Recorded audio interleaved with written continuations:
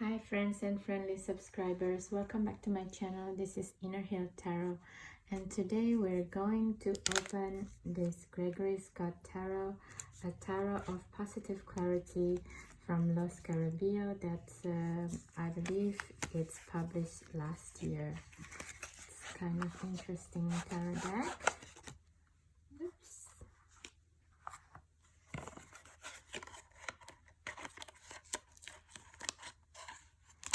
And today we're going to be with one of my favorite cat friends here.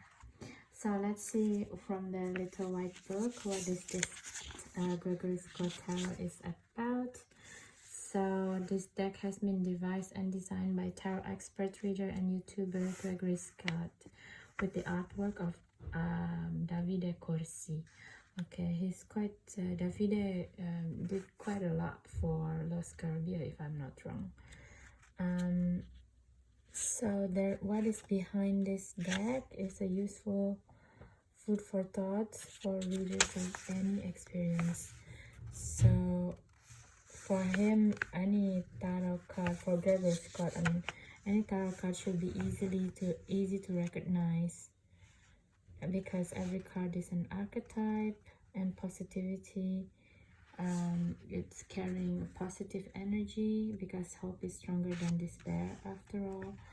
And the cards is always about us because it's about our own energy, of course, and it's about beauty because beauty is not always physical, but after all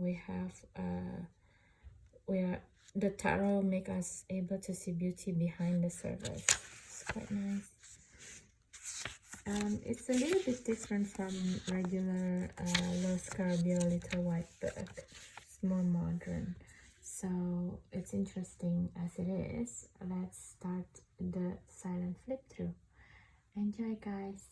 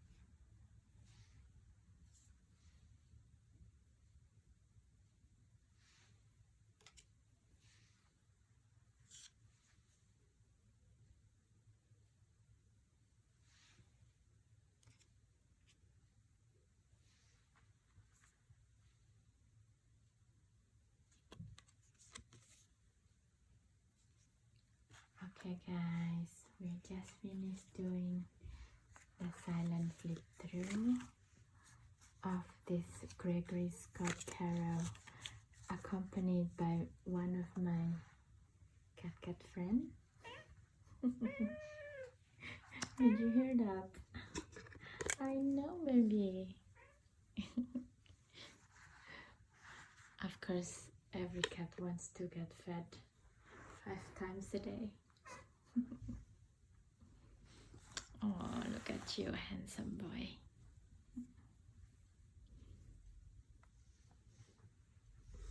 Do you want to talk? Do you want to listen about this flip through or not? I do it by myself? Really? You want me to do it by myself? Okay then. I'm sorry I got distracted.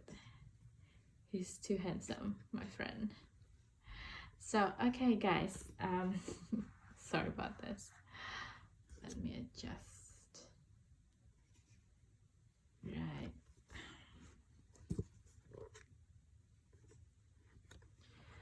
Okay, so what can I say about this deck? It's kind of give me the vibe of a vice versa tarot, also by Los Carabio. It's just the way that it's the graphic it's being done. It's kind of really remind me of that, and the High Priestess remind me of the oracle in Delphi. You know, is it Delphi or Delphi? So this is the kind of the position. It's on the three pillars, and the oracle will sit and start to divining as a psychic, basically, to kings and when to go to war, all of this beautiful stuff. who's cheating on me, this kind of stuff. Yeah, and the Empress is also very beautiful. The Emperor, he's an architect. It's kind of, yeah, Emperor, architect of reality together, like the Magician, I think. But the Magician work with the elemental, Emperor work hardcore stuff with will into manifestation.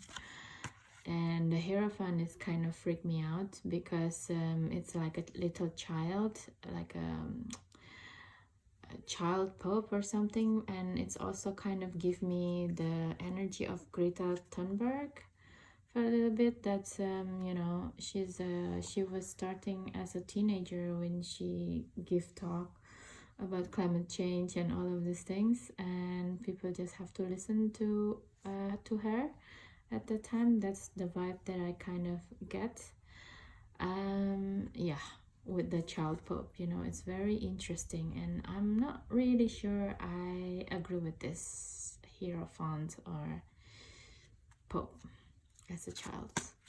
It's just because, like, human child, there's a reason we have to, not have to, but as you know, as a species, human kids, human children, supposedly being under guardian by the parents, like more than 15 years, like legal guardianship in most countries in the world is like 18, even though a lot of women is being sold as a bride as young as 10, 11, 12 in a lot of country in the world as well, which is kind of disgusting practice in my opinion. But yeah, to have a child acting as an authoritative figure is a little bit unfair to life experience. It's kind of like giving me a vibe of wipe the slate clean and without building anything on it, and make it as a way of life.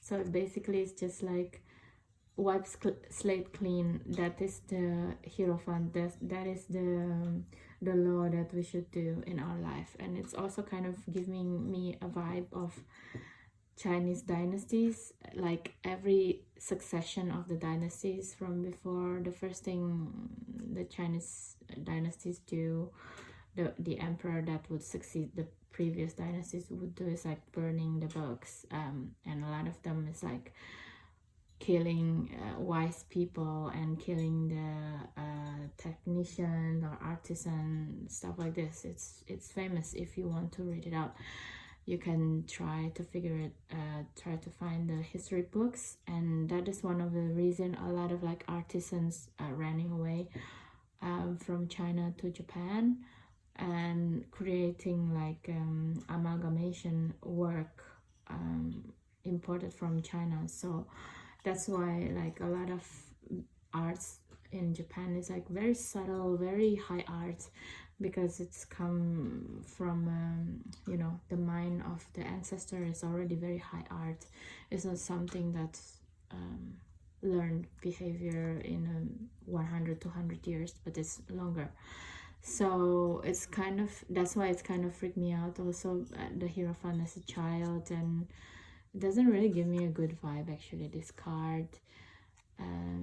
Yeah, it's kind of like not, don't really want to hold on to previous rule or previous law, which is fair enough, but at the same time, without the previous law and truth, we don't get to be here, you know.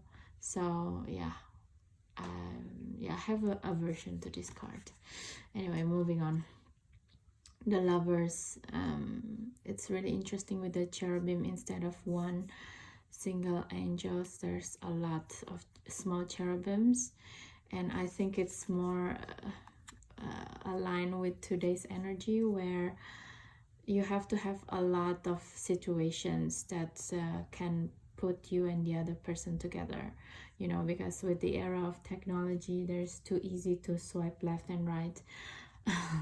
It's harder to be in a monogamous coupledom, I think, which is why like there's a lot of cherubim. It's very understandable actually. There's a lot of factor has to be in place from the divine help as well, that to make sure that your coupledom is secured, not just only you yourself or the other person willingness.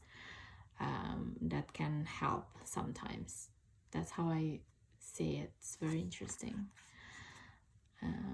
Yeah, the Chariot also, of course, with the 444. I see 444 a lot these days. Interesting. It's also interesting because it's number 7, but why 444? Have to check it out. Okay, maybe because the 4 is stable, like the Emperor card, so the body that the spirit inhabits in this chariot is very stable. Therefore, the subconscious can walk easier, and it's not like running, you know, but it's more stable. And it's lion is the king of the savannas, not the jungle. The jungle is the tiger. The king of the jungle is a tiger, not the lion. But the lion is the savannah, and it's very sure. It's very it's not afraid or something, but it's very, you know, it's like a King of Pentacles energy here. It's not like Knight of Pentacles instead of Knight of Swords, that really gusto running horses. So that's how I feel. It's very interesting, this like the Strength card, for example, as well, you know. It's this is like a really beautiful Strength card, because it's the willingness to ask for a higher help, higher guidance, instead of taming. Because I think, because the Hermit card is in here, that's why I think, because in this Chariot, you know, in a lot of Strength cards, the depiction is the lady who's like trying to tame the lion by caressing the mouth.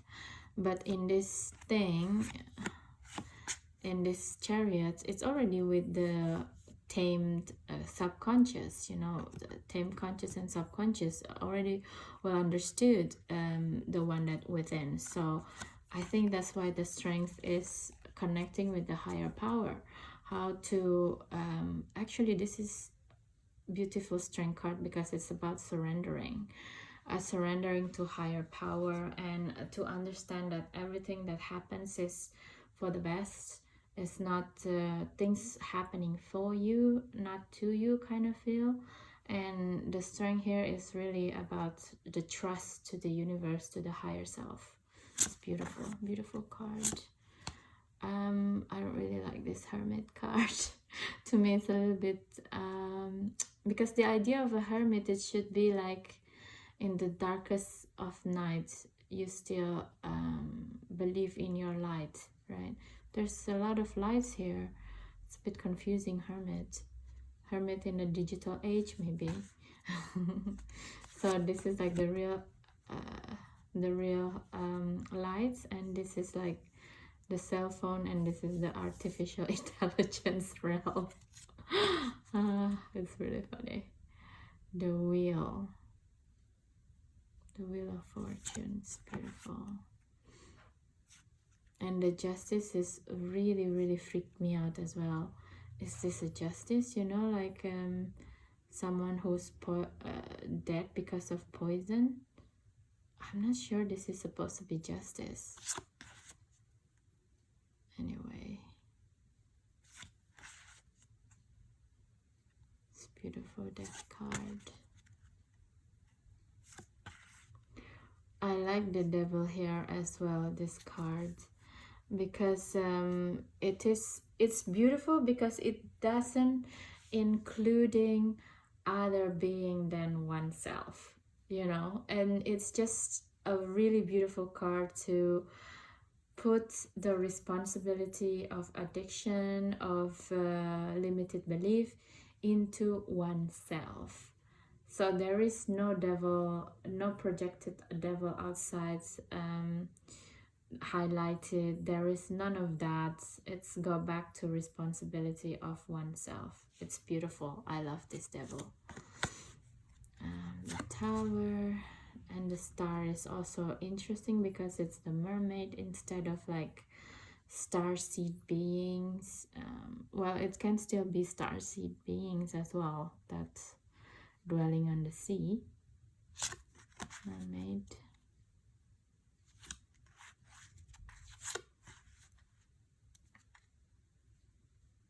And the judgment is also very beautiful. It's the release of the habit of like keeping oneself trapped in the realm of matter, into rethinking, you know, what is your purpose in life? Are you sure this is it? You know, it's beautiful as well. And the world is finally the magician, part 2, encore magician. You see, this is the exact same person. So the magician here is a boy, and it's still like starting, and in the world is like a well-grown magician. It's beautiful. And what else did I like about this deck in the minor suit? I think the one that I'm really interested in to talk about. So again, the stars, the star mermaid. This is the Little Mermaid, Queen of Cups. I think the Cup of Swords is really interesting in this deck, because you see like the ace is about a philosopher who like doing the automatic writing and find about something. It's channeling, you know. It's very beautiful. And I love this Three of Swords. Like, it's very understated, and it gives me the vibe of Rapunzel. You know, it's being left behind or being caged in, and no one can touch her, kind of thing. And it's a very beautiful rework of a very iconic image of the archetype of Three of Swords, you know, which is sorrow. It's beautiful. And the Four of Swords is also very interesting because a lot of times Four of Swords is about a respite, about taking a break from the Three of Swords mind, that full of sorrow. But in here is like, oh, I don't really want to take a break. I'm so scared here, you know. So beautiful. And look at this subjugation of the Five of Swords. It's not, of course, it's not literally like this, but it's like the red, this red ink, it feels like something that for the seal in the older times, like that. And it's kind of like, give me the vibe of like your fate is sealed kind of thing, you know, and you're subjugated. It's beautiful, beautiful imagery. And this is no different interpretation than the stealer, you know, stealing ideas or stealing beautiful stuff. In the Rider-Waite-Smith, there's different interpretation with the Seven of Swords. I think sometimes it can be thought as like someone who steals something away, but it's necessary because it's actually helping you to alleviate some ill-fated destiny. But in this one, I feel it's just like a stealer, stealing something, you know, someone stealing something.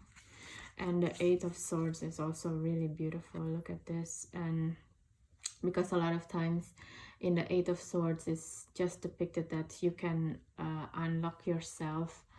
You just need to open your blindfold. But in here there's another hand, like spirit hands helping you to get out of this this mental blockage, right? The sinking feeling, basically.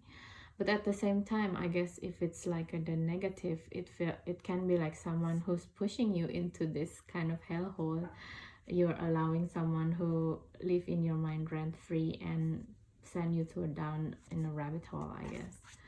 And the Nine of Swords as well is very beautiful because the person is already waking up from the nightmare. So the Nine of Swords situation itself is over. Yeah, it's very interesting, and there's subtle differences from the Rider-Waite-Smith that I really like. And my favorite Ten of Swords, like this is like a very empowering Ten of Swords, you know, because as you can see, the sword itself is not real, but it's just like impacted by things that she read, things that she hears from other people. And it's this image should might as well put her hands in an iPhone, you know. So it's like a lot of things that we read in social media is not necessarily true. It's all fabricated, but we kind of let it rent free, living in our mind, and it's starting to affect us a lot, you know.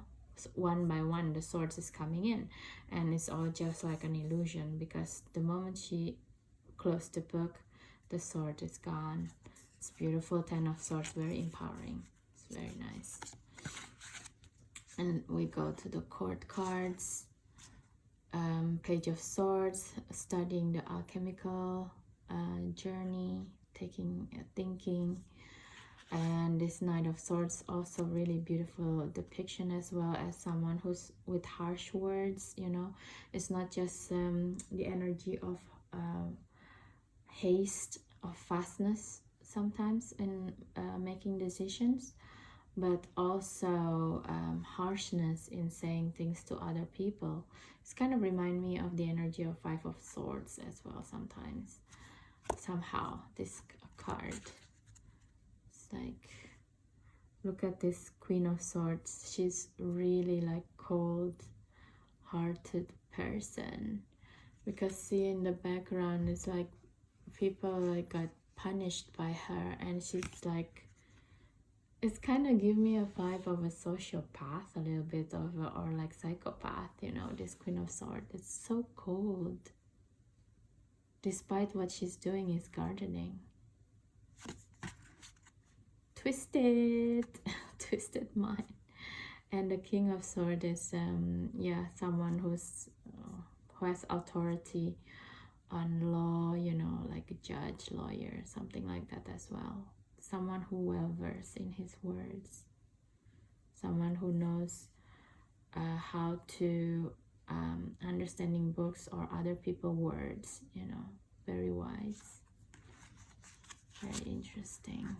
So that is my immediate personal take with this deck. There's I feel that other suits is not as exciting as the swords one. That's why I just bring that one up. But yeah, I will work with it for a little bit more and see how it goes. Yeah, it's very fascinating deck. Okay, if you already work with this deck, please let me know how do you feel working with it. And thank you so much again for watching my videos. I hope they all useful for your own tarot reading journey. And yeah, thank you again so much for your time. I always really happy to see your comments, your participation in the and suggestion, also requests. So thank you so much guys for your time, and please do have a good day and night anytime you watch this video, and see you in the next one. Bye bye.